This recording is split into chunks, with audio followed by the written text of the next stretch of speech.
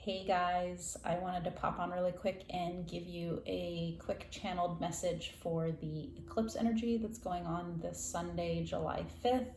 And what that has to do with is the solar plexus chakra and our own personal sun and inner light. And before we go into that message, I wanted to just re-explain, like I did in my other videos, about the bigger picture and what's going on, which is essentially a paradigm shift that we're going through, which is a reorganization and a reorientation with different energies coming in and going out. And during this time, systems and structures are and will be collapsing.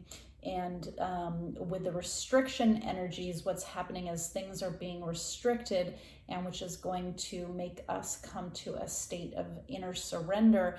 And once we surrender to the restriction, then we will just kind of find the passage and the flow forward. So part of this time is finding new pathways forward, but also grounding these pathways and these new ways of being into our own cellular consciousness, into the collective unconscious through the templates that we have, and also the narratives that we live by and that we tell, and also into networks of connection. So it's connection of the energy coming in from the cosmic energy and the energy coming in from earth energy, and then how grounding and changing how we're all connected. And so the networks of connection to plant, human, and mineral kingdoms are also changing and updating right now.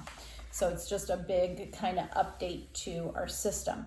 So July 5th, this Sunday, we have an eclipse. It's a full moon eclipse in Capricorn, and I believe there's an astrological alignment to Saturn.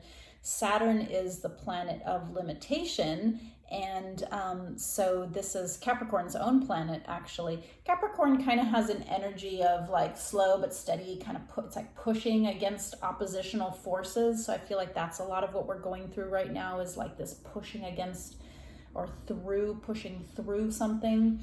And the energy that I'm tapping into is like almost like something's like breaking through. So to me, it felt like the energy of a bubble popping, and it's like got high intensity to it. So what I was thinking about is just a person that has high intensity and who has a strong personality. And I think we've all been around people like that. So I'm thinking that we could all relate to this kind of energy in different ways. For some people, it might be really exhausting. Like it's exhausting to be around somebody like that. You end up going home and taking a nap afterwards because you're so tired. So this could be exhausting for you. It also could be triggering. People with strong personalities, they tend to trigger people because they have no filter and they just say whatever the heck they want. So it could be triggering, and it also could just be people that have no filter and that just say whatever they want and they're free. They also are super fun and they know how to have a good time. So if you tap into that energy, I feel like it could be some moments of feeling life affirming or having fun. So depending on where you're at, I feel like is how you're gonna, react to these kind of strong, intense bursts of energy that are happening right now, probably throughout the weekend. And so coming into the chakras, I first want to explain before we go into the third chakra that the whole chakras are an energy system that are like packaged together. And so it's hard to separate them, just like, likewise, it was hard for me to separate the eclipse energy from all the other things that are happening, which is that it's the time of summer and it's the solstice and it's the apex of the sun energy coming in. And then it's also these times of eclipses and these time of retrogrades and all that's going on in some big master plan.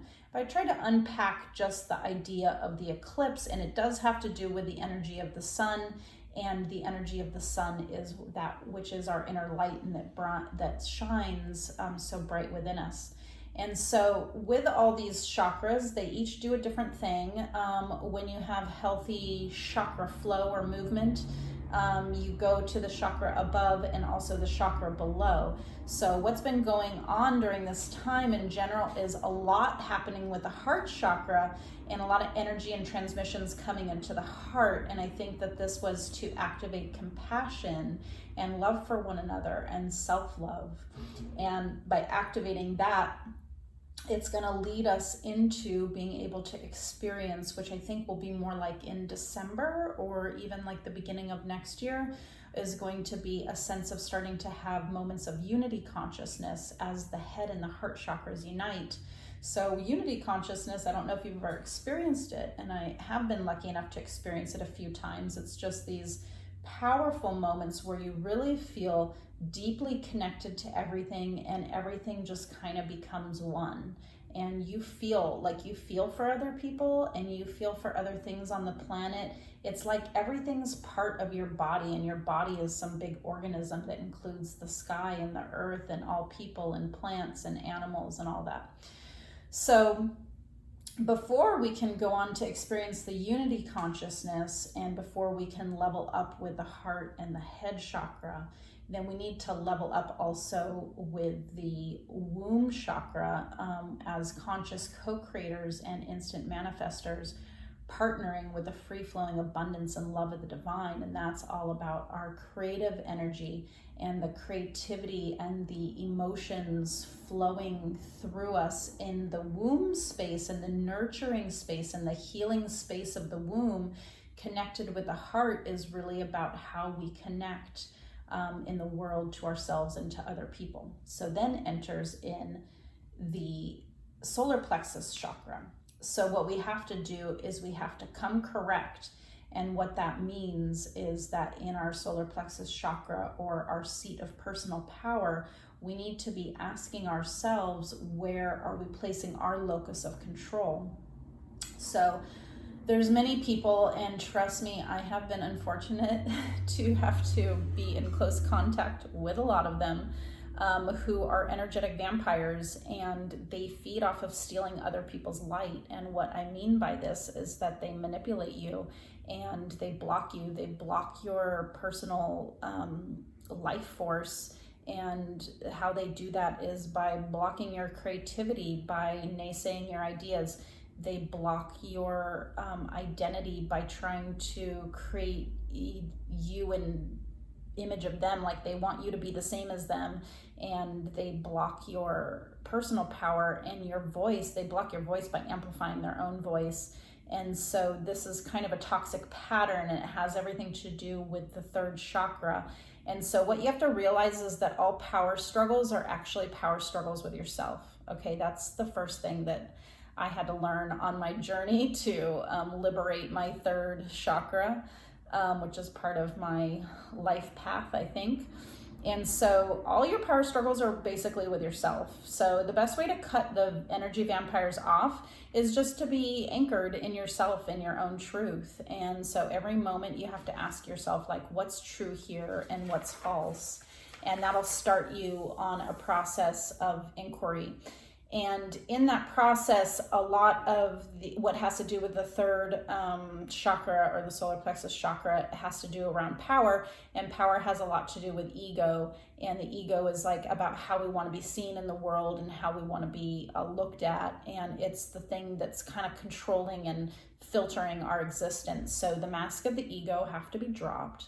And you have to come into alignment with yourself, and you cannot come into alignment with yourself until you let go of that ego. And otherwise, you're like empty. You're like an empty shell, kind of operating outside of yourself. You're not even inside of yourself. Even the people who are the energy vampires, they're outside of themselves because they're trying to get their power from you, and they're not even getting their power from themselves.